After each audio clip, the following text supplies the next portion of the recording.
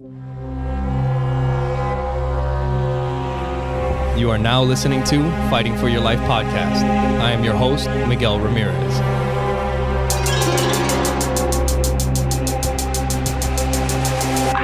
On today's episode, we have a Jiu-Jitsu black belt, a Judo black belt, the creator, head coach, and owner of Ric Centron Jiu-Jitsu Academy, Ric Centron. Welcome to the show. Thank you, man. Thank you. Good to see you. Yeah, man. Thanks for being on here. It's awesome. To be able to have you. We had you a couple months ago when you had your grand opening. Yeah. Along with Rejuve next door. Yep. So last time when we had Rick on, we were on the outside. You guys could kind of see the gym in the backdrop in the last episode. And that was your grand opening for your second school. Right. Well, I don't have two schools, but You upgraded, got a bigger spot. Right. Yep. It's awesome. It's kind of nice, Yeah. It's a dream. That's everybody that owns a gym's dream, like get bigger and bigger and bigger. Right. Yeah. So. No, and it's cool to have you on here and be able to kind of talk about your story and kind of spend the entire episode just kind of get to know you. Awesome. And like how you got into the martial arts game and then eventually opening up a school. I was saying right before when I was setting up for this is like training or fighting on a spaceship. Like it's just like Isn't it all white. It's so It's different. so nice. Yeah. It's so different. Well, I'll be honest with you, like I've always wanted white mats. Yeah. I saw the white and everything. I'm on a halfway regret right now because you see everything, and like if you're like wiping off meticulous like me, you know where everything is. Yeah. And you're just like, there's a new one. Yeah. New scrape. There's a new stain. All that stuff. So I'd clean them probably 3-4 times a day just to try to keep them clean. But hey, so that is one thing with jiu-jitsu gyms. You guys got a clean spot here. Always. It's all white. You can't hide anything. Always. Right. Always. That's the beauty of it. Yeah, so I wanted to kind of get into your story and like how you got into martial arts. Like what introduced you? What was like your earliest memories of martial arts and fighting and that sort of thing? I got to be honest, my earliest memory was back when I was probably about 10. Okay. Living with the moms and a single mom raised by a single mom. They put you in like summer programs and stuff. Okay. So I started out with a 6-week judo class in a YMCA. Okay. And you said that was like when you were like 10 years old? Yeah. Okay. So I went in, checked it out, loved it, loved every second of it. It was growing up, I was a little bit on the aggressive side. Okay. So like I really liked wrestling, dude. I was a fan of like WWE back when it was WWF. Yeah, me too. Like growing up, and I'm like, oh man, suplexes and stuff. And you see some of these moves in judo, right? And I'm like, oh my god, like that's a real thing. We can do this, right? So it's like it got me into it, and then like I said, single parent home. Things get a little tight, so I had to stop. But then once I graduated high school again. I continued. You got back into it? I got into work and, Okay. I was like, I want to go back to doing this. I loved it as a kid and I'm sure like it's a challenge and stuff like that. So it was great. So when you were 10, how long did you train for? It was every summer. So really it wasn't like consistent. Okay. So so that was one of those things, like something to look forward to every summer. Every summer you camp. had that camp coming up. Okay. Yeah. So then once you got older, you were able to start training consistently? Right. Okay. Right. And what was that like? How old were you? And then like, was it like regular training like we do now a few times a week or it was something like that? It was a few times a week. Yeah. A friend of mine, his name is Aaron Bogren. Like I had moved out here to Arizona a long time ago. And, I moved back home. Certain, things happened where I had to move back home. Yeah. And when I moved back home, a buddy of mine was like, hey, man, we're doing judo and stuff now. I'm like, what? And he's like, yeah, you should come train with me. And so I went, and it was great, man. Like, it was just, I tried it one day again, but as an adult. Yeah. And I was like, well, this is way better than with the kids. Like, yeah. So I loved it. I became addicted to it. Okay. And it was just like, it was 3 days a week, and I wanted to do it more and more and more. Like I wouldn't miss Yeah, a day. yeah, yeah, Like yeah. didn't matter. I wouldn't miss the day. And then just continuously, I kept going. Got to about brown belt level. Yeah. And once I was at brown belt, another professor had trained jiu-jitsu, right? Okay. Under a different lineage, under Jeff Curran for Pedro Sauer. Okay. And he was like, you should come try jiu-jitsu. And there's always been a battle with jiu-jitsu and Yeah, judo. yeah. Like, So you had heard judo's better over the time. Jiu-jitsu came from judo and all this other stuff. Right. But like, I was like, all right, well, you know. And my old master, he was Master Hudson. He was all like, judo is for everyone. Judo this, judo that. Like always judo. Like Yeah. these butt scooters, you know. Yeah. I'm like, and you know, so funny. I was like, all right, yeah. So I'll go. And you know, being a brown belt and stuff, like I was like, I can hold my own probably. Right. So I went into a school in Elgin, Illinois, and man, I'll remember this day forever because it was a white belt, 4 stripes. He had done nogi before, Okay. so he had A little he bit, was- yeah, you know, you could tell he was like, a couple tricks up his yeah, sleeve. he was bigger, like you know, mid blue belt and stuff like that. So Right, he right. wrestled and stuff like that. So yeah, I went in and I was like, they saw my gi, and it's judo gis are like different than jiu-jitsu Okay. gis. They're like wider on the sleeves, they're like shorter, just so that you can grip sleeves and throw. Okay, so it stands out. heavier, You can tell. Yeah, oh yeah, heavier. Like they're like, oh man, this dude, you know. And I was just wearing my gi, Yeah. and yeah, I threw him. Perfect throw. Landed in an armbar. I was like, oof. I was like, this guy is just Dang. he's fast. So then Yeah. I was like, won't happen again. That was a fluke. That was a Yeah, fluke. yeah. Threw him again. I already know what's coming. Threw him again, you know. Got down. I tossed him. He got into his guard, and I was in his guard, and all of a sudden he started throwing up a triangle. Yeah. And now, back then, I was about 230-ish. Okay. I was a heavy dude, but it was like all about like lifting and throwing and lifting, you know. Yeah. And yeah, and he triangled me, and I was like, and he was 5'3", maybe like $140. Yeah. So being that, like, I mean, jiu-jitsu, like way back, I guess it does come from judo, right? But as a brown belt in judo, you just didn't have any like knowledge of triangles or any of We that when would. you get down like that. We would, but the understanding of judo when you're facing somebody that's always on the ground, Right. Okay. as opposed to you have about 10 seconds to get something on the ground in judo. Okay. So if you don't have a clean throw, right, you get a half a point, which is like a wazari. right? Okay.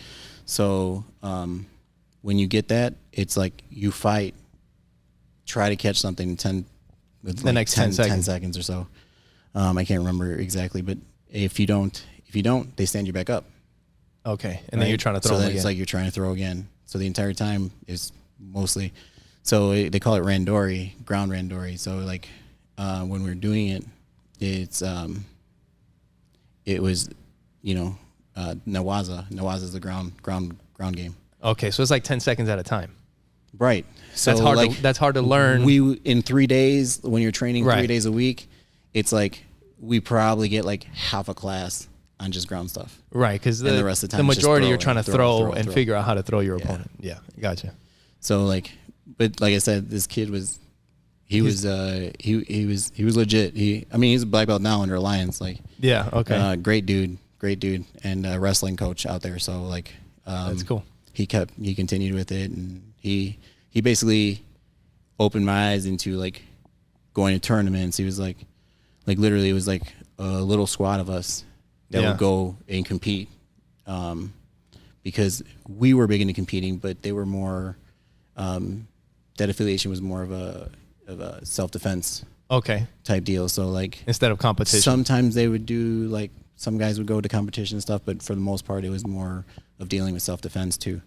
So it's more like classroom based and sparring in the class as opposed to like going to right. tournaments and stuff. Right. Yeah. And you know, us, we're hungry. We, you know, especially Yeah, you're in your 20s, and you know, you want to go out there and You wanna grind, fight a man. stranger. Yeah, dude. You want to grind. So like, it was just a little squad of us that we'd go weigh in the day before and then go to the tournaments, or if it was IBJJF, we'd make sure that we're all at weight, and we'd go. That's cool. To the gym and sauna it out, make sure everything's good. So that was your early like white belt days? Yeah. Okay. White belt, blue belt. Yeah. Okay. Nice. So was there any introductions to like any other martial arts? Do you think about doing MMA? I thought maybe I had heard something about MMA at one point. I trained at the same place. I trained Muay Thai too. Okay. I was never big into MMA. Like I love watching it. Yeah, yeah. But also like when I trained with Muay Thai, like I loved it. Like I'm telling you, I was probably in one of the best shapes of my life. Really? But I wanted to focus more on the jiu-jitsu because I noticed that when my MMA or my Muay Thai game was like getting really good, my jiu-jitsu game started like you can only pay so much attention and retain, so it was, I mean, I loved it, don't get me wrong, like I love Muay Thai. If I get into now, I would. But back then, like I have a disease in my eyes, that any little thing that like hits my eyes, I'm out for like a week or two. Oh wow. Okay. It's EBMD for people that like what? Like, so then jiu-jitsu is something that is more suited for you. Yeah, I mean, we still get like some of these burns like across with like gi and stuff, like right. But half the time I roll my eyes closed anyway, so it's just for safety. You're all right. Yeah. So, but you get jabbed in the face and stuff like that. You never know. So it's like, So I wish I could have continued with a lot of it. I would have loved to. I would have loved to because, Yeah, that's cool. It is a lot of fun. Like, and I'm a huge fan of like UFC and fighting and all that. So it's cool, like seeing all the different disciplines, right? Yeah, we all are. It is very rare. Like there are some guys that it's like jiu-jitsu only, and they only know jiu-jitsu, and it's like, all right. I mean, I like all the different fighting, boxing, all the stuff that's happening too. But yeah, so then your jiu-jitsu journey was that back in Illinois? Started here. Oh, there. It started there. Started there. Okay, and then you ended up coming here. How long were you training here in Arizona before you ended up with our coach? Because we ended up training at Carlos Farias Jiu-Jitsu, and a lot of the people that have been on the show up until now are our training partners and all that. Mm-hmm. So how was that, like coming here, starting training, and then eventually ending up at Coach Carlos's? It's great, man. Like, it's I miss my home gym. Yeah, like back from Illinois. Yeah. My professor, Luis Claudio, he's amazing, man. Like he was so good. Like one of the smallest dudes I know, and could be the heaviest guy, Yeah. Same thing. He was probably about 140 pounds, and he felt like he was 300 on your chest, man. Like it was insane. That's where my pressure journey started with him. He was teaching me a lot of pressure. Yeah. And it's just, I learned a lot from him. Because I switched over from the Pedro Sauer affiliation, and I went to which is now they're all together because they're all under Gracie. Luis Claudio is a Hickson Gracie black belt. Oh, gotcha. So, okay. So it's all Hickson and Pedro under the same lineage eventually. Yeah. Yeah. So, like we would do. I redid my blue belt there.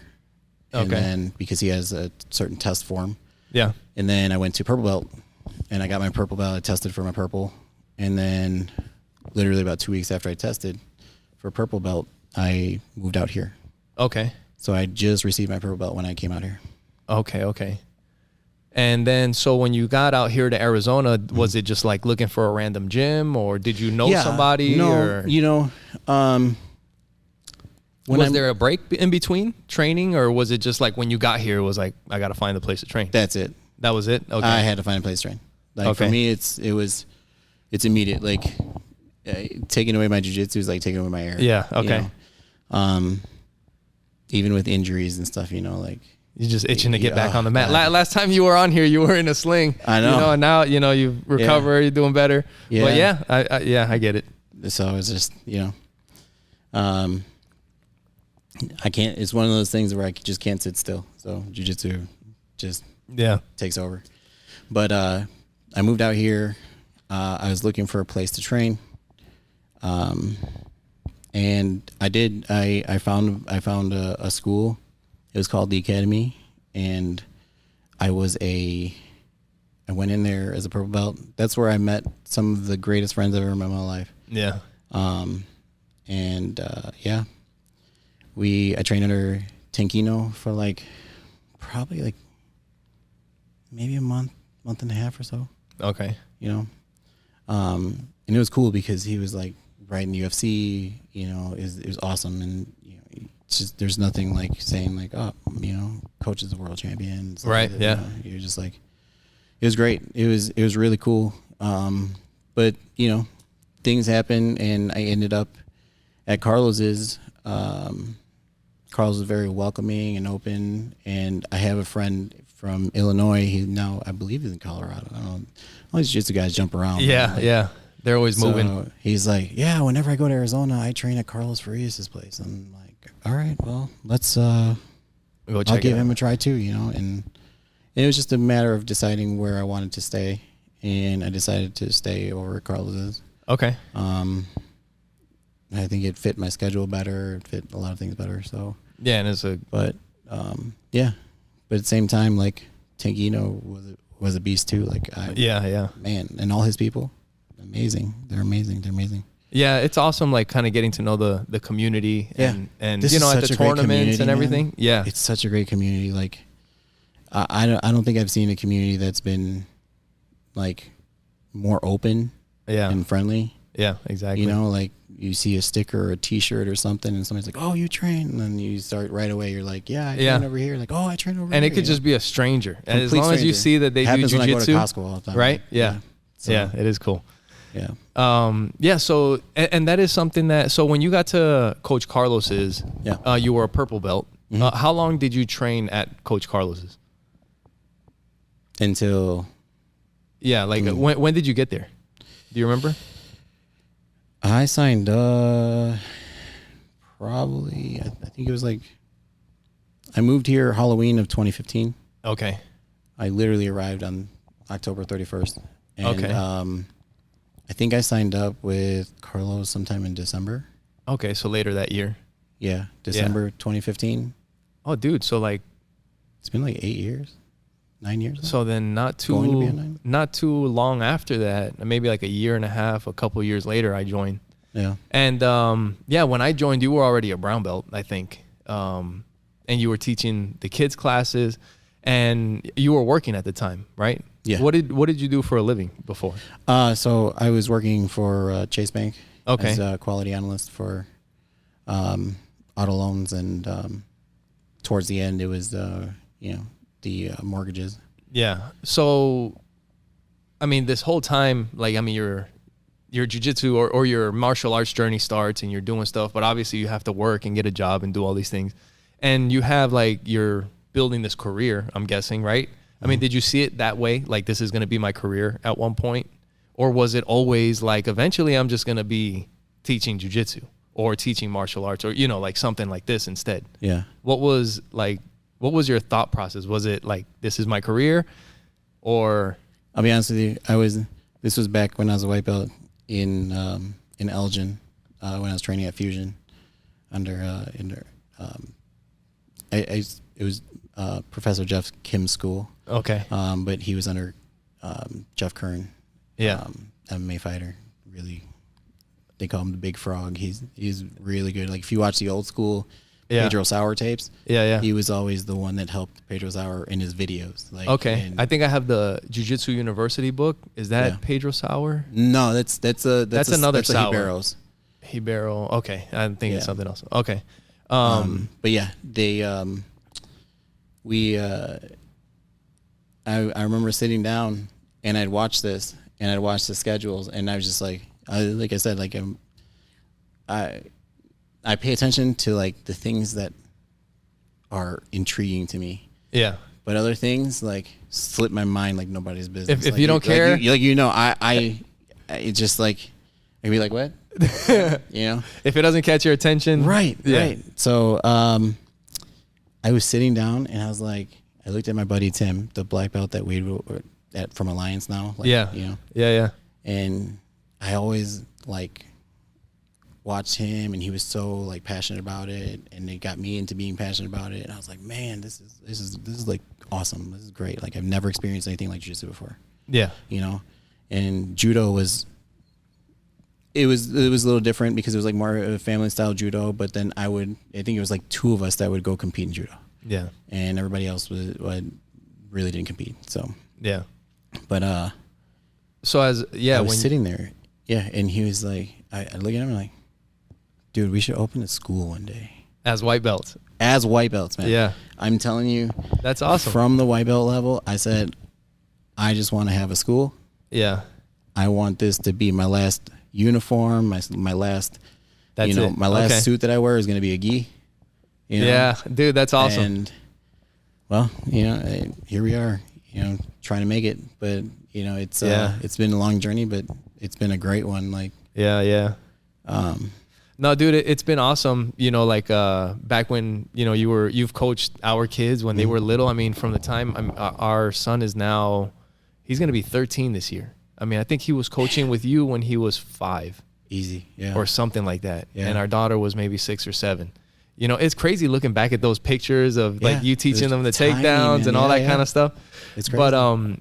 But going from like being part of Coach's Gym, and for the people listening, anybody that trains jiu-jitsu, like like your original school, I'm sure if you go back to Illinois, like you'll go and train there, and it's like welcoming. Like there's places that, because I get to travel for work, and I'll look up a place, and you can kind of get the vibe by looking at their reviews and hitting them up. And dude, there's places that I've been to, like they're just like, come on in, we'd love to have you, and it's just awesome. So like being part of Coach's Gym, Coach Carlos, and then eventually opening up your school. Like we were all super happy, like when you were opening up your school, and then the other schools that kind of have opened up too from, from Coach Carlos's. But how's it been like being part of that culture? Because it is like a big family, and then being able to like start your own school and build your own thing. Yeah. What is that like? Man, it's scary. Yeah. It was so scary. At the time, like COVID, the mask has just been like lifted. So you started during that time. Nobody had to wear a mask. Yeah, I started. Dude, you took a big chance. I did. Yeah, I did. I was so scared, and it was just, and it's just me. Like some. I mean, I'm not trying to like justify anything, but like some people have families that like it's a family thing. Like husband, wife, and everybody, like you have that support. Yeah. And to me, up to today, like it's just me. Like if I don't make it, it's on me. Like you don't have any local family here or anything. Yeah. No. Okay. So, but my school has become like my family. You know, which is, like I said, like the greatest thing. When I started, I was so scared because I had Carlos's mentorship. Like he would tell me like what he would do and things of that nature. And like Rhett was huge too. Yeah, Ric Centron from Patriot. Yeah, like, I got to get him on the podcast too. Yeah, please do, man. Yeah, he's come a long way. I remember when he had a smaller school. Yeah, and I used to go teach there on Tuesday and Thursday nights with him. And man, from what he's evolved now. Yeah, it's awesome seeing. Amazing. Yep. It's amazing. That's I try to follow certain things. Like I'm always trying to pick people's minds on like seeing what they're doing right. Right. What works, what doesn't work. Right.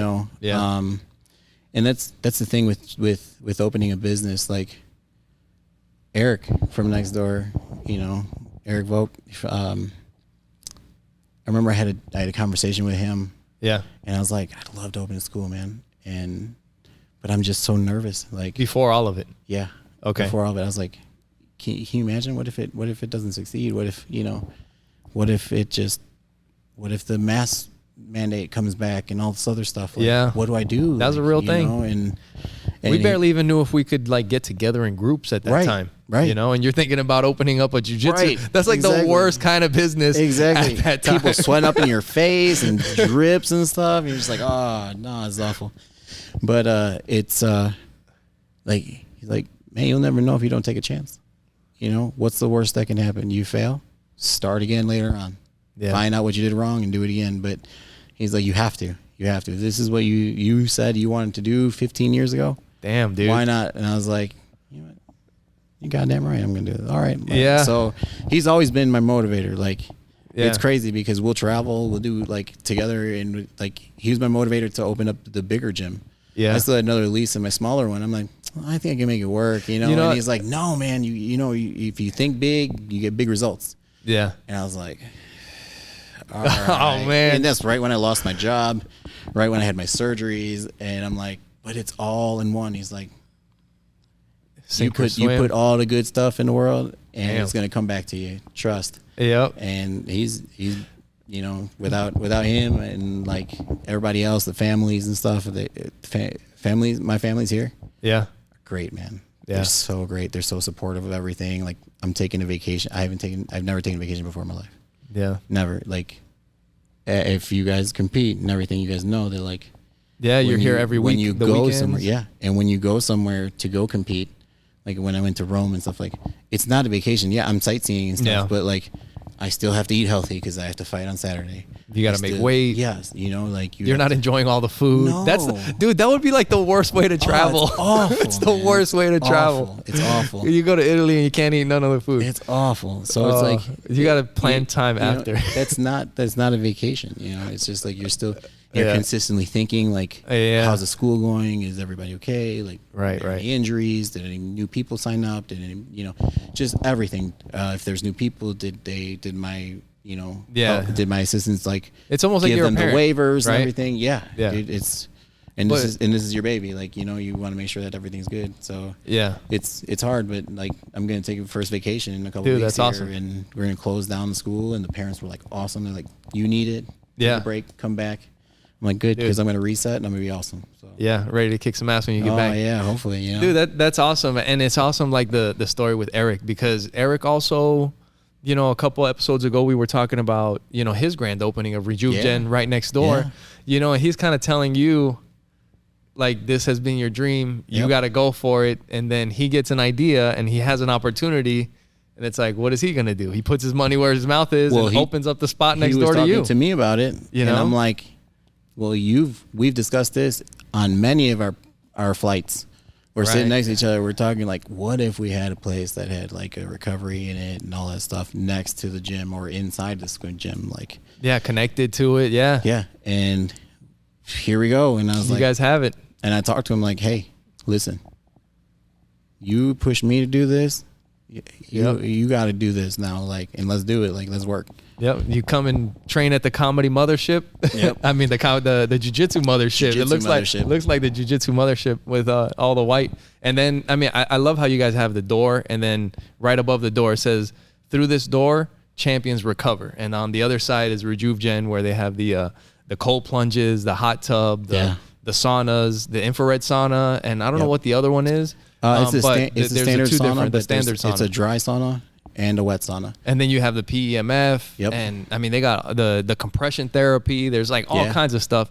And then on that side of the door, when you come through on the threshold of the door, it says, through this door, champions train. And that's coming in through here. So the idea for what you guys did here is awesome. I really love it. And I think for people that are serious about training, like, this is, I mean, there's no place like this that has recovery that's like literally steps away. Not around as soon here. as you step off the mat, you know? Yeah. So that's great. It's pretty really cool. good. It's really good. And, you know, everybody takes advantage of it. Everybody that trains here. Yeah. They all get special pricing with Eric because they do jiu-jitsu, and, you know, it's great because that way we get them more on the mats, you know? Yeah. Yeah. And they can, they spend less time injured, you know, and they can get back out here. But not only Rejuve Gen, right? So like when I open this school, like, I still have a lot of things going here where I'm working on certain plans because eventually I would like to expand again. Okay. Right. Like open up another location or just a bigger gym? Maybe. Just a bigger gym. Okay. I'm looking at more of a bigger gym. If I expand different locations, I would need another instructor to go. Yeah. And then you got to kind of figure that whole thing out. Yeah. But they would just, be an affiliate. So, yeah. But I also have, Christina Walker. Yeah. Yeah. She's also, she's in here.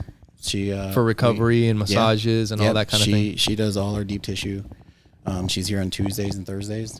Okay. And so it's a matter of just booking a spot with her, and she takes care of, I had 3-4 people that were, dude, so I don't want to say injured because I don't want people to think that they get injured in jiu-jitsu, but sometimes it's part of the, you train, your neck gets pulled a little bit more than usual. Yeah. And you get a little stiff or whatever. Yeah. And she just works them out, and these guys have been seeing the magic that she's been doing. She's had me running for 3 years. Yeah. And my shoulders were bad. Yeah. And I had to go see her weekly because I need to keep training. Right. No, that is a big part of, the whole training is being able to get that massage. And you have to recover. Yeah. The sauna. I ended up having to buy a little sauna. Like I live, I think about 30 minutes away from here, but just for my house, just a little portable sauna that I can jump in. They work. But yeah. It works. But no, dude, it really has been cool. Like when you were going through that transition of opening the new gym, it was between the last gym and opening this new place. Was that when you were leaving your job? Yeah. So what was that like? Because that is I think I mentioned it before we even started. Yeah. That is a lot of people have that thought. I work a full-time job. A lot of people work a full-time job and then do something on the side, and they have these passions, whatever it may be. And it's I would love to be able to do my passion as a living one day, but for a lot of people, it doesn't happen. Right. And right. I know it can, and a big part of that is because it's scary. Right. You're kind of betting on yourself. What is that like? But there's probably nobody else I'd rather bet on. Yeah. Yeah. You got to bet on yourself. That's the thing. Doesn't matter what you do, you have to bet on yourself. If there's anything anybody takes away from this, is bet on yourself, because you won't let yourself fail. Yeah. You know what I mean? Yeah. And I've noticed that. When times are tough, I've noticed that I'm not going to let myself fail. It's time to hustle. I got to do something. What am I going to do? What's going to do different? You start brainstorming. So is it a matter of you get an idea for something, and instead of just kind of sitting there and thinking about it, it's what's the next step? What do I do to actually get this thing going? Yeah. What does it take? Yeah.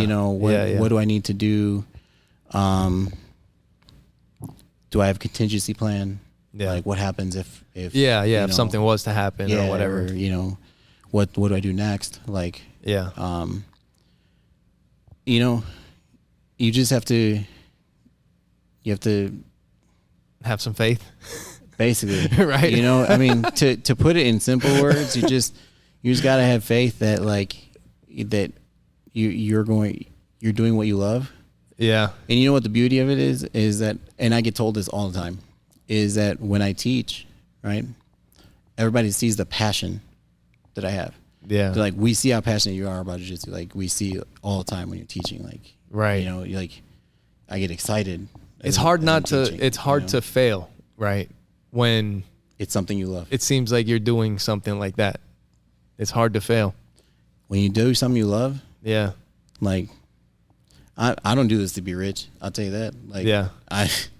I'm far from it, dude. I'm so much in debt right now. My retirement is all in this. But I'll tell you what, I've been more, regardless of the stress of being a business owner. Yeah. I've been more at peace here these past 8 months, 6 months. Yeah. Than I have been in a long time, working full time, doing this almost full time for the past 3 years. Right. It's the things that you're doing, there's a purpose behind them. You're doing them for yourself. Right. Which is different than when you're sending an email to somebody that owes your company money or something like that. Everything. Yep. So yeah. I think there's no better pleasure than being your boss. your own boss. Yeah. If I have to leave somewhere, I have an emergency, or I have this, like, okay, I can go. You know, right? Who's gonna tell me no? You know, right? You figure out how to work it out, and you're good. Something happens back in Chicago, God forbid, something happens in my family out there, like, I have somebody that can ask, like, hey, can you guys take care of the gym? Yeah, and that's where the community that you've built. Yeah, dude. Yeah. And it's not like I have to, let me see if I have vacation time and stuff. Like, no, man, like, you got to take care of what you got to do. The freedom of being able to do what you need to do, because you know you're going to come back and grind even harder. Right. You know? Because you're like, I missed these days. I got to make up everything that I missed. Like, yeah. And also, like you're saying, when you're doing something that you love like that, it almost, like, you could be in debt. You could be, I mean, as long as it has to do with what you love, it's like, it's almost like, you're not as stressed out. You never see it as a negative. It's like, I'm just going to keep working. Yeah, you'll never see it as a negative. keep working. It's going to be fun, you know, because I love doing this. Yeah. You know? Yeah. Yeah. I wake up to do jiu-jitsu, man. Yeah, dude, that's awesome. You know? That's awesome. You're living the dream. I have a 6:30 class. Yeah. I was like, and you know, because like, I never had a morning class. You're just talking about this right now, but you're just getting started also on this. I mean, this is just the beginning, right? You know, and with the passion that you have and what you're building and what you've already, like, it's like one of those things that old movie, like, if you build it, they will come. Right. And like, you've built it and they're on their way. You know what I mean? I remember when I would come into class and I had 2 kids. Yeah. And my adult class was 4 adults. Yeah. Including me. Yeah. And I'm like, oh God, this better work. Oh my God. The first month. Yeah. It was crazy. And now, like, this past Monday, I had about 30. Have you ever had that feeling in a fight? Like, oh shit. Yeah. Like, what the hell was I thinking? Know, I'll be honest with you, I like to compete. Yeah. I like to compete. The last couple years that I've competed, I haven't enjoyed it as much because I never felt 100%, especially because of my shoulders. Like, you know, I just got them both replaced starting like last August and then this past December. Yeah. So, but I used to love to compete. Yeah. And when I do it now, you know, I go out there and, you know, I can only use 50% of my body. Right. But I still love to go out there and compete. I'm like, let's do it. Yeah. You know, the whole setup. Hey, the moment you get there, you hand your card, you go get your weight in, and now you're in the bullpen. That's when you just think to yourself, like, why the fuck did I sign up for this shit? Yeah. Oh, yeah. God damn it. Like, what did I do? Yeah. You know, here we are at again. the same time, man, it's still like, we do it for that thrill, man. It is like, fun. You know, it's just like, oh, all right, let's go. Like, you know, it's just that adrenaline. Like, if you're an adrenaline junkie, you know, somebody's out there wants to choke the piss out of you. Like, right. Yeah. Yep. You know, he's like, I'm not going to let it happen. I got to do it before he gets me. Yeah, you know? dude. And when you compete like that, you also never know who you're going to run into because everybody's got these different styles of jiu-jitsu. Like, some guys will start out and it's just like nice and easy. Some people go freaking psycho from the, you know, from the beginning. So you just got to be ready for whatever. It's true. It's true, man. So, like, you know, and that's what I tell most of my people that would like to learn to compete or ask me, like, hey, do you think I should compete? Honestly, I tell everybody to go compete. Yeah. Like, generally, I don't want you to feel like not ready. So I would never say try to compete like as fast as possible. Right. Right. I want you to at least know how to defend stuff. Right. Yeah. Don't feel like you just got thrown in the wolves for no reason because everybody starts at a certain level. Yeah. Right. But they're at the same level too, you know? Right. So it's. Yeah. And some people come into jiu-jitsu and like, they know right off the bat, it's like, I'm going to be competing in the next like 6 months and they're new, you know, and for them, like, that is their focus and that's cool. And, you know, and that's just everybody's different, you know, jiu-jitsu journey. That's it. That's the answer. It's everyone's, you know, jiu-jitsu journey. Like, some people get anxiety. Right. They're like, no, I can't compete in front of people. And to those people, I tell them, you don't have to. Like, my school will never be a school where I force people to go compete. But the thing that I do tell them is, like, listen, all the people that are around your mat, nobody gives a shit what you do except for the family that comes and see you. Right. Everybody else is watching their own family. Right. Yeah. You don't have Nobody to worry remembers about you people anyway. watching you. Yeah. They're not watching you. They're watching their family. Right. Like, they're watching the opponent or they're watching the other mat. Like, This is a UFC 300. Exactly. You know what I mean? They're not all there just to watch you. They're here to like watch their family member, their kid, their this, their that. It's not like, that big. It's not they're that not serious. here for you. Yeah. Like, who cares? You know, just go out there and test yourself. Yeah. And there is something, it's just different. You know, when you're competing against somebody that's not your friend, that you don't train with. Right. You know, that, it is. And it's good to get that feeling. Yeah. You know, it feels like an actual street fight, you know, minus the punches and the kicks. Yeah, for sure.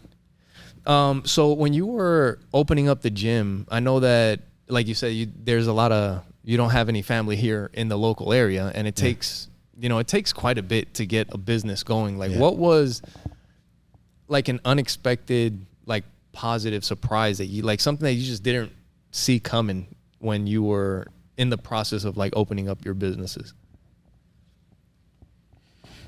That's a tough one. Honestly, like the family support from like my mother.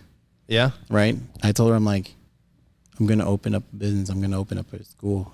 And she's like, wait, so you tell me that you go and pay these people to hurt you and then you're going to open up a school where they're going to pay you to hurt them? And I'm like, yeah. Something like that. You know, like, that's a funny way to put it. You come home so sore, and sometimes you have gi burns on your face and the neck, and I see you, and then you're like, well, I'm gonna come home with a little bit of money now. She sees my tournaments and stuff, and she's like, oh my goodness, like, and then, but she was all for it. I'll tell you what happened is when I was looking at the spot here, she came out here with me. Yeah. She flew out here, and I told her, I'm like, I'm serious about this. And she's like, well, all right. I'm like, I'm going to show you the spot where I want to get. And like, she's always been like the type that's reserved. She never wanted to take risks. Okay. Like that. It's like save. Yeah. So she was the type that stayed at her job. She was a teacher for 30 years, went up to be a dean and all that other stuff, and she just like climbed the ladder instead of like going to another school, charter school, get paid more and that. Nope, she just stayed with her same school district and like little by little. And I'm like, well, and where's your family from? Like originally? My family's from Chile. From Chile, yeah, and like that's also like a very conservative thing from people and families that come from, like, my family came from Ecuador. That's what they do. They just, it's like I remember my grandmother, she had the money in her bra, like pull out the little wad of cash. Right. It's like very conservative, like don't take risks. And they work until they die. Right, exactly. And it's like, they go around like, how much you need? And they got to go like look in the cookie jar. Let me see how much I have saved. You're like, dang, where'd you get all that money? Right? How much money you got in that cookie jar? Exactly. So like, so she was on board when I took her to Rhett's open mat. Okay. He had an event, and I cannot remember. I think it was like a re-grand opening when he got his new place. Okay. And the garages were open. I'm like, this is a way bigger place, but I have to start somewhere. Yeah. And she saw like how many people were there, and she was like, so you can actually really make a living with this. And I was like, hopefully, if people come in, like, that's the plan. Yeah. So, and then when I opened, right, she came down for my grand opening. Yeah. At the other place. Yeah. Right. And, oh God, it was hot as balls. It was the hottest day of the year, man. Yeah. June 19th. I remember it like it was yesterday. Yeah. Out here in Arizona, it's a beast. Hot, man. It was 123 degrees, and my place was 1,500 square feet. Yeah. And it was so packed. The doors opening and closing. Yeah. And we got a big community, Bahama breeze too. outside, like trying to like give people as many snow cones as they can. Like, yeah. But she saw like how everybody came, everyone. Like Maria, she came early to like help set stuff up. Christina came early to help set stuff up. Angie Habib, Angie's been like the biggest help that I've had when I first opened. Like, until maybe like last year, she still helped me when she went back to Carlos's. Yeah. Due to like the kids' schedules and stuff like that. Right. But, I've seen her more at Coach Carlos's. She goes there, but whenever I need her, like I'll call her and she drops help out. Yeah. And comes and helps me. Like, dude, that's awesome. Dude. Like, that's all your mom needed to see was just the community, the support, and that like you're not just on your own. Right. You know, just doing this thing. Right. Which, I mean, like this is your thing. Right. But we do have that community. It is awesome because like your last place was smaller. Mm-hmm. And then right now I'm kind of in between gyms too. Mm-hmm. So I was training at Coach Carlos's, but we have George that's like down the street from me. Yeah. And like I recently stopped at Coach Carlos's and I'm going over to George's. And I remember when he had his grand opening, which he's probably going to be one of the next guests that we have on here. Yeah. But your place was smaller. George has a smaller place. And I remember even just the grand opening, like it's hard to find a spot on the mat because the community, everybody just shows up. Yeah. Everybody's, celebrating the new business on, for the new person on the team. You know, it's pretty awesome. Yeah. Yeah. No, it's great, dude. It's really great. And like, one thing that I'd like to get better at is going to different people's grand openings because I feel like because of the community, right? It doesn't have to be like affiliations only. Yeah, yeah. To me, or just the jiu-jitsu thing. Yeah, dude. Like, right. Because there's nothing greater to see than one coach from another school, like shaking hands, like, man, like, Aries, East Mesa. Yep. Alex Martinez. Yep. I swear, man, that dude is so nice. Like, I remember when I was having my shoulder surgery, he's like, if you need any help, man, I can send somebody over there, help you out. I can go, like, whatever it is that you need, That's like, awesome. to move stuff. I'm like, do you live all the way in East Mesa and you can come and help me? Like, he's like, yeah, man, like, whatever you need. Like, checked up on me. Like, we were see each other at tournaments and he's like, hey, how's it going? How are your arms? Just, it's great, man. Like, when you see other schools, like, that are, like, truly respectful and like martial artists, right. They're not dickheads and like meatheads that like, all they want to do is just win. I don't care about anything else. Like, they care about each other. They want to take care of the training partners. They want to help people grow. It's like, you don't have to get every submission. You can catch it and let it go and then just keep it moving. Yeah. Dude, you don't have to make everybody miserable. It's great. It's really great. So like all the different schools, like I know I'm, as soon as my arms get better, I'd like to go to that is fun. Different gyms and do some open mats and kind of let people know that I'm here. Yeah. Not to take students because to me, like, I'm not here to try to take students. I'm not here because if you already started jiu-jitsu, you already know where you belong. Right. Right? Yeah. If you haven't found out where you have to train or where you want to train, like, then you don't know what you're doing. Right. Because honestly, like, when you go to a school, you're like, okay, this is my vibe. Okay. Yeah, it's my vibe. I like this. Yeah. Or you go to another school and try it out because that's why we have free trials. Everybody has free trials, right? Yeah. But once you're at a school, like, you're there. Like, I don't need to take students like for like your students that are here. If they go visit another school, they're coming back here. It doesn't bother me. Right. I'm like, go. Yeah. Learn something. Right. Right. That's all you're doing. You're getting more knowledge for yourself. Like.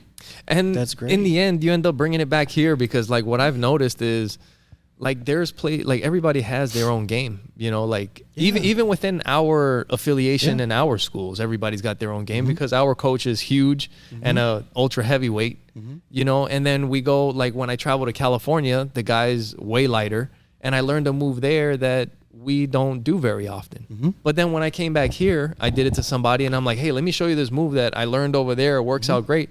And it's the same thing. Like, you have a student that goes somewhere else and comes back and it's just raising everybody else's level. That's all you're doing, man. That's all you're doing. Yeah. And in the end, everybody's so friendly too, like that's how the community is. And what we need to do, like for me, like I said, I'm not here to, I don't like poaching students. I don't like, I try to be like, Professor, like, Marcelo Garcia, the nicest man in jiu-jitsu, man. Like, because, I'm not trying to take any students. I don't want to get taken advantage of. Right. But I don't want anything crazy. Like, to me, I want to reach out to people that don't know about jiu-jitsu, don't do jiu-jitsu, like, and introduce them. Don't have a clue. Like, they just see it like, oh, is it like when they're hugging against the cage in UFC? Yeah, and then I want them to break it up. Right. The ones that are like, boo. Right. You're like, dude, you have no idea how much effort this is taking right now. They're like, he's not doing anything. Exactly. I'm like, they're fighting. Yeah. Those are the guys, that I'd like to get in here and try out jiu-jitsu. Like, because it's fun. It changes your mind. It changes the entire world. Like, yeah, for sure. Jiu-Jitsu has changed my life. Yeah. I was a bad kid. Yeah. Growing up, like, just it gives you a sense of discipline. It gives you a sense of pride, confidence. And I think that's why it was a big idea for me to open my school, because of the kids and everything. Like, I get a lot of parents that tell me, like, these kids get bullied. And I'm like, I was bullied. Right. Like, I totally get it. Like, and they love being here. It's a safe spot for them. It's a safe haven for them after school. So it's like, to me, there's no better spot. Like, for God's sakes, like, I go pick up some of the kids at the school, like, hey, before they come here. Yeah. And like, that's cool. That's awesome. Yeah. And that is something that is really needed, because like, I have 2 kids, and now kids, for the most part, a lot of times, like, kids are out of shape. All they're doing is watching TV and playing video games, or watching YouTube and playing video games. And you know what I don't understand about the community nowadays? Kids nowadays? What's that? Is you and I, we grew up in a different era. Yeah. We liked PlayStation. We liked Nintendo. We liked all that stuff. Yeah. Where we can play. Right. I watch half these kids watching kids play watching somebody on else YouTube. Play. Yeah. Yeah. And I'm like, wouldn't you rather play yourself? Like, yeah. Yeah, it's crazy. Watching somebody else At least go play the game, know? And my goodness. Another thing, I mean, this is on aside from martial arts and all that kind of stuff, but maybe the discipline or something, but like the games that they make now, the games that we used to play were different. Like all the games, like they had the levels and you want to kind of beat the game. Now they make them addictive, which is a completely different thing. But like, this is where like you're doing something here that is kind of helping with that problem that is out there of kids not being out there, and low confidence, low self-esteem, getting picked on and all that stuff, real quick before we end the podcast, I wanted to, like I mentioned, I'm kind of in between gyms, right? And we've all kind of had, like, if you practice long enough in jiu-jitsu or in martial arts or anything that you're passionate about, I think you'll go through a period where maybe you kind of slow down a little bit, or maybe you get injured and you have to stop. Like, have you had that moment where maybe you slowed down, like maybe just for whatever reason, like life got crazy, work got crazy, and it's just like, I just can't really train and I'm just kind of out. And now that I've been out for a little bit, a couple extra days has tacked on, and kind of getting yourself back into that. Have you had that situation? I'll be perfectly honest with you. No. I've lost relationships because I of train too much. It's like, look, this is a thing. I've lost girlfriends. I've lost friends. Like, they're like, you're always busy. That's why we don't even call you anymore. That's like, why you got the jiu-jitsu mothership. Like, the girlfriends that were like, oh, you're always busy. Even Saturdays now you're busy. I'm like, well, they have tournaments. What do you want me to do? Like, it's this is where they test themselves. I'm their coach. I have to be there. Like, to me, if I'm not there, at this point, it's a different level. I'm setting up to get ready, right? And I'm teaching them and everything. How am I not going to be at their first tournament? Like, are you crazy? Yeah, that is something that is a responsibility that even if you're starting a school, like, you may not even think about that. Like, a lot of your weekends are going to be tied up going to tournaments, and it has to be something that you're really passionate about, because if not, that gets old. You have to give up your time. Like, right? I'll be honest, I have no personal life. And like you said, also find that time to take a little time for yourself. You do. And recharge. You need to, right? Because then you get spent. Like, this is my first vacation and I'm excited, but at the same time, it's like, it's kind of nerve wracking, And right. I am already an anxious person. So being on a cruise in the middle of the ocean, I'm just like, what happens if this happens here? Like, I can't fight jiu-jitsu with a shark, man. Right? Like, so, but as much as they talk about the shark analogies in the water, it's like, in real life, it's not going to work. It doesn't work for me. Oh man. And I'm post operation right now, so I'm kind of thick. These sharks can be a snack. Yeah, dude. Oh man. So what about when you're coming back from an injury? Because that is something that you have experienced, and that a lot of us will experience, if you train long enough. It's just, this is a combat sport. Like, we're learning how to fight. We're trying to actively choke each other. That is something that's kind of funny. I was talking to somebody the other day that, like, for us that we train jiu-jitsu, I don't think many people can say, like, yeah, like, I was actually trying to choke somebody like a couple days ago. Right. That's a funny thing to think about. But anyway. Isn't it crazy? Yeah. You could be at a restaurant and be like, look at somebody over there, like, couple days this ago. is how I would do it. Can you imagine? This is how I would do it. Or even like the most random person. You could see somebody like sitting over there, just looking with the glasses, older. All of a sudden you see a little cauliflower on their ear. And then you're like, oh, I wonder he probably knows something. Yeah, that's funny. But so yeah, like what advice could you give to somebody that is like has had to be out, like maybe like sometimes like a knee, like there's a lot of guys that deal with knee issues in our sport. Yeah. And when you have like a knee issue, there really isn't much that you can do in terms of training. Like how do you come back and like ease your way in so that you don't hurt yourself, or like what kind of advice would you give? Yeah, that's exactly it. You be very picky, selective with your training partners. Okay. Like that's a big thing. Even now for me. Like, okay. Even being a like teacher here. Yeah. I know it's my responsibility to train with everyone, but for the time being, I'm not fully recovered. I'm not supposed to be fully recovered until next December. Okay. So and the fact that I'm on the mats is just because lack of help. Right. Yeah. It's very hard to find good help, and this is my gym, and everybody. I know that's one thing that I admired very much of Carlos Frias and Professor Carlos and my old professor too, Luis. They were always there. Yeah. Anytime like injuries, and it didn't even matter. Like they were always there. So I feel like if I'm not here, right, and I have somebody else teaching classes, like, well, why am I here? Like if the black belt's not here, Right. So yeah. To me, it's a very big deal. Like, that's why I'm here. But with these injuries, like, I have to get on the mat as fast as possible. So you were saying like selecting the right training partners, right?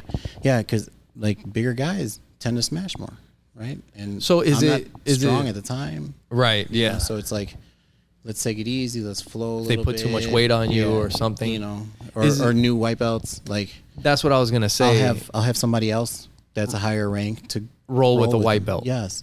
Like because to kind of calm them down, like slow down. And as they're doing it, I'll be there coaching. Yeah, instructing on what they could do or whatever. Yeah, like right. You're moving too fast. Like you need to like slow it down. You're leaving stuff behind you. Things of that nature. So yeah, you have to. Because you don't want to be that guy. You don't want to be that spicy white belt, right? Right. We all know who he is. Right. Yeah. And you don't want to be that guy, and you don't want to get hurt by that guy. Right. And then you got even more trouble at the school because now you're really hurt, and it's going to be even longer before you can get out there. Yeah. Yeah. No, for sure. So I mean, my advice would be take your time on coming back. Yeah. Recovery. That's the biggest thing. Like, who knows? Maybe I wouldn't have had shoulder replacements if I would have done recovery a long time ago. I started as doing recovery, like taking care of myself and actually spending money on recovery. Yeah.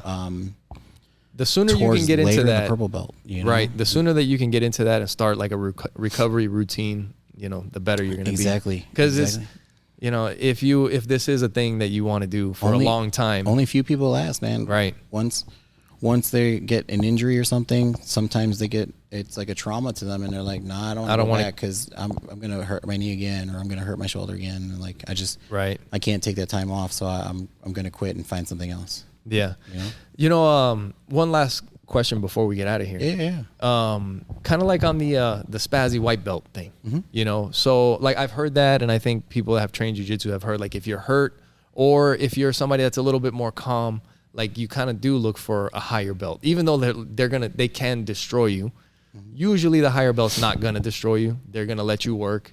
You are gonna get submitted. You might be a little uncomfortable, but everything's a lot more controlled, right? But you don't hear about the benefits to going with a spazzy white belt, which we talked about earlier. Also, you could get a freaking spaz in a tournament, which is a possibility, right? So like, what are benefits to like rolling with those spazzy white belts? Yeah. Honestly, it helps you. I think it helps you most with self-defense. Yeah. Because anybody you fight in the streets that doesn't do jiu-jitsu, something happens and you have to defend yourself or defend someone. That's almost like the equivalent of a spazzy white belt that you're going to be fighting. They don't know anything, you know. True. The people that run at you and try to like spear you, like a Goldberg spear, like and through the wall, like, you know, how are you going to stop them? You know, right. Unless somebody has tried that too. Them, you know. Yeah. Like, but you know, it's a matter of like, how can I control this person? Yeah. Right. It's just focusing on how am I going to slow him down? How am I going to do this? Because they get spazzy and but maybe that's great for like self-defense purposes. Like, you never know what somebody else knows. They might not know anything. They might, you know, just. Right. And maybe that is your thought process. Like if you know you have one of those partners and that's just like their personality. It doesn't make them a bad person or whatever. No, some people just kind of like, they just go for it. No, you know? But you got to be the nicest person in the world. And I'm catching elbows and stuff. I'm like, dude, what are we doing? Muay Thai? Like, dude, did this dude flip a switch? Like, what is freaking happening right now? You know, but I think it's good to, like you said, you get to know your training partners. And then when you are going to fight somebody like that, it's like, I know what I'm getting myself into. Right. Like, I can't just be lollygagging. I got to protect myself at all times. Right. Like they say, you know what I mean? All the time, man. You're always in danger. But it's a good look. Like, it's a different look of different ways that people fight, like we were saying. Yeah. You know? Yeah. I mean, I think the best, and, you know, he said, how do you deal with spazzy white belt? You tell them, hey. Yeah. You know, slow it down, dude. You're going to hurt yourself. You're going to hurt me. One of the two. Like, slow it down. Yeah. They may get butthurt for a little bit, but they'll thank you at the end. Right. You know? Yeah. Yep. I had a guy. Just talk to him. I had a guy that's super strong. I'm like, don't use so much strength. Super strong guy. He was out for a little bit because he popped his knee. He had a tear in his MCL. I maybe try to muscle through something. Right. Yeah. You know, try to pick somebody up, and knee popped, and all of a sudden it's like, stop using so much muscle, man. Like, you don't have to. Yeah, that was actually before we came here. I was watching jiu-jitsu video, and that was one of the things that the guy was talking about. Is like, I think at a certain point, you realize like, I'm gonna be doing this forever, for a long time. At least you'd like to, right? You know? So like, I don't have to fight everything to the death. Right. You know, I can just kind of either let them sweep me or, you know, see if I can wiggle out of it. If I can't, all right, well, accept that position and try to work out of it. Yeah. You know, and it's not everything is life and death. How are you ever going to get out of something if they don't catch you in something? Right. Allow them and then work out of it. All of a sudden it's like you get caught and you're like, I can't believe I got caught in that. You know, well, you never get caught in it in training class. So it's like, you don't allow yourself to get into that position. Right. Yeah. Right. Yeah, that's something that I got to work on too.